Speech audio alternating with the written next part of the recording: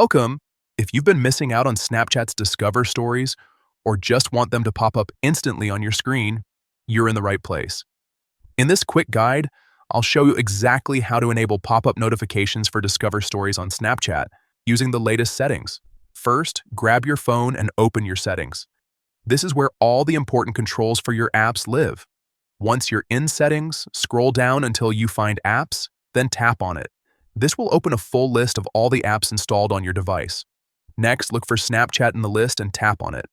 This takes you to the app-specific settings where you can customize how Snapchat behaves on your phone. Now tap on Notifications. This section controls how and when Snapchat alerts you. Inside the Notifications menu, you'll see an option called Notification Categories. Go ahead and tap on that. This is where things get more detailed, letting you fine-tune specific types of notifications. Scroll through the list until you find Stories and Discover, then tap on it. This is the setting that controls notifications for content from the Discover section. Finally, look for the option labeled Show as Pop-up and toggle it on. Once enabled, Discover Stories will appear as pop-up notifications on your screen, so you won't miss any updates. And that's it.